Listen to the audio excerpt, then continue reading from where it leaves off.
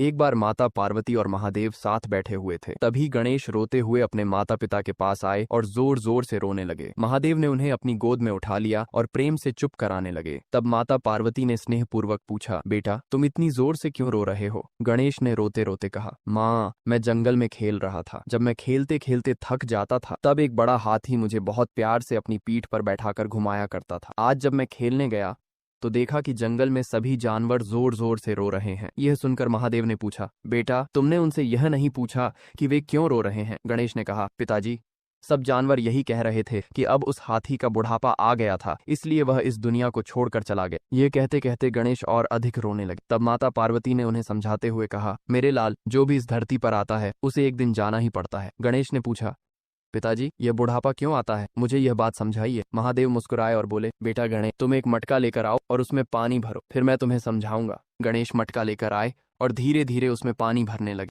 थोड़ी देर बाद मटके से पानी बाहर बहने लगा। तब महादेव ने कहा, अब इस मटके से पानी बाहर निकालो। गणेश ने मटके से पानी निकाल दिया। तब महादेव बोले, बेटा तुम बहुत बुद्धिमान हो, अब तुम्हें यह बात समझ में आ गई होगी। गणेश ने अपने आंसू पोंछे, महादेव की गोद में बैठ गए और बोले, हाँ पिताजी मैं समझ गया। जैसे मटके में पानी भर जाता है और अधिक भरने पर पानी बाहर निकलने लगता है, उसी तरह यह सृष्टि भी एक मटके के समान है। जब सृष्टि में जीव जंतुओं की संख्या बहुत बढ़ जाती है तब संतुलन बनाए रखने के लिए बुढ़ापा आता है और जीवों को यह सृष्टि छोड़नी पड़ती है। जैसे जैसे जीव इस सृष्टि से जाते हैं वैसे वैसे नए जीव जन्म लेते हैं, जिससे सृष्टि संतुलित बनी रहती है। फिर गणेश ने पूछा, लेकिन पिताजी जब कोई जीव इस सृष्टि को छोड़ता है तब उसके पीछे सब लोग जोर जोर से क्यों रोते हैं? यह बात मुझे समझ में नहीं आती। महादेव ने मुस्कुराते हुए कहा, बेटा गणेश, लोग इसलिए रोते हैं क्योंकि जब किसी का अंतिम संस्कार होता है तब वे दुख में रोते हैं। यही दुख की भावना अगले जन्म के साथ जुड़ी रहती है। इसलिए जब कोई जीव इस धरती पर जन्म लेता है तो वह रोते हुए आता है, क्योंकि उसे कुछ भी याद नहीं रहता, केवल वही भावना साथ आती है। यह सुनकर माता पार्वती ने गणेश को अपने गले से लगा लिया। तब गणेश ने कहा, अब मैं सब कुछ समझ गया पिताजी। फिर भी गणेश हल्के हल्के रोने लगे,